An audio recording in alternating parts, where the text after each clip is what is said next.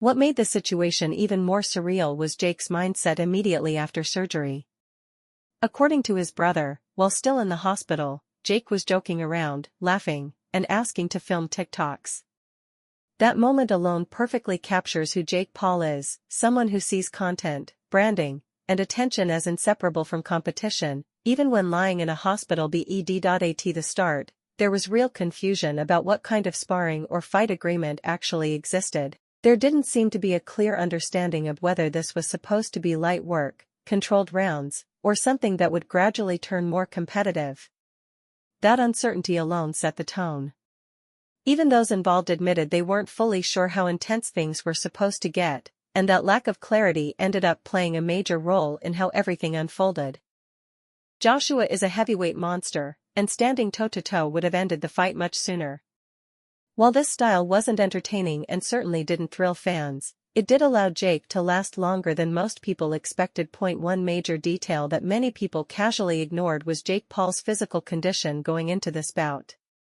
He had undergone serious double jaw surgery, 4 metal plates and 8 screws placed in his face. That is not a minor procedure by any stretch. This wasn't just soreness or a small injury, it was major reconstructive surgery. When you really take a step back and consider that, it raises an uncomfortable question: are we witnessing the beginning of the end of Jake Paul's boxing ambitions? Long-standing business model: fight the most famous opponent possible, even if the physical disadvantages are massive. Before the fight, many refused to accept the idea that this matchup could be scripted or controlled. However, once the fight ended, the boxing world erupted with outrage. Critics and fans alike accused Anthony Joshua of inflicting excessive damage.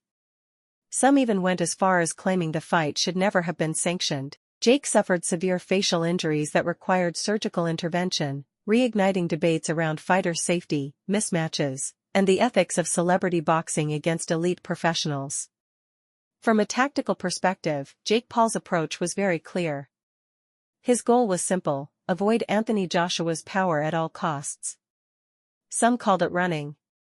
Others called it survival. Either way, it was the smartest option available to him.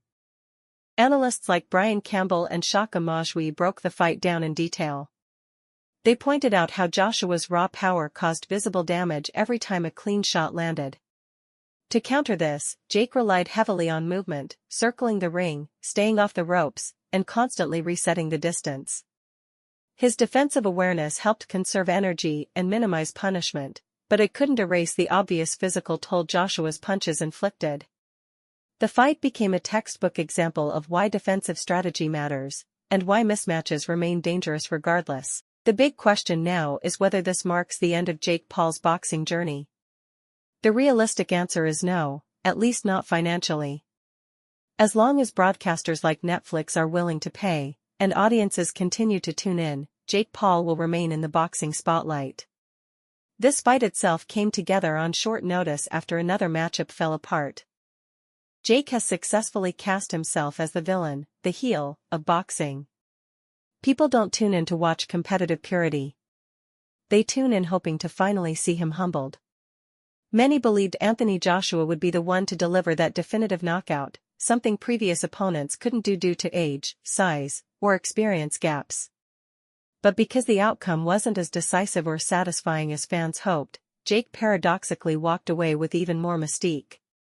There's also skepticism around Jake's championship ambitions. Claims of chasing a cruiserweight title sound good on paper, but the reality is far more complicated. The only reason this fight lasted as long as it did was because Jake refused to engage. He stayed elusive, avoided exchanges, and kept moving until his stamina eventually dipped. While that deserves some credit, it also highlights a harsh truth: without fighting elite boxers in real contests, a legitimate title path remains unclear. If Jake's focus is money rather than belts, options still exist: a KSI fight, a Tommy Fury rematch, and other high-profile spectacles could easily sustain his career. Former UFC champion Michael Bisping was brutally honest in his reaction. He called Joshua's performance a masterclass and emphasized how completely outmatched Jake was.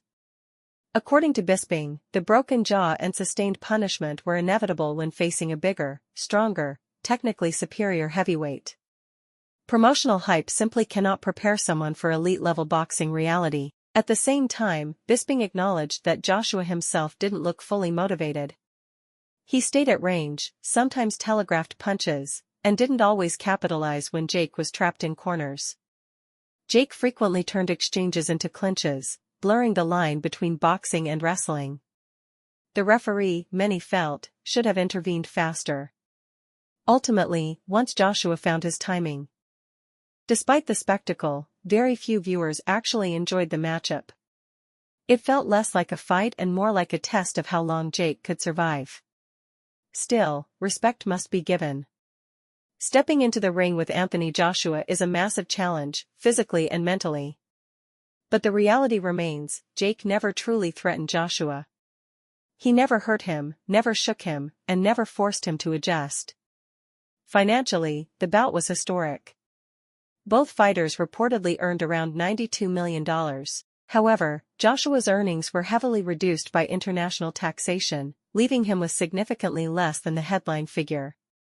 Jake, being US-based, walked away with a much larger percentage despite losing, highlighting how misleading purse numbers can be. Emotions boiled over afterward, especially from Jake's mother, who publicly criticized Anthony Joshua and Eddie Hearn for allowing the fight to continue. Her reaction, while extreme, reflected a parent's fear and frustration. Even Joshua showed class afterward, personally apologizing and acknowledging the brutal nature of the sport. In the end, this fight served as a sobering reminder. Courage alone isn't enough. Hype doesn't replace skill. And when celebrity ambition collides with elite boxing reality, the consequences can be severe. Jake Paul survived, but survival isn't the same as respect. That's it for today's breakdown. Stay tuned for more. Veteran trainers and analysts like Dominic Ingle added context, explaining that Joshua never needed to go full throttle. He controlled the fight, landed when necessary, and never looked in danger. Fighters often perform to the level of their opponent, and this was another example of that reality.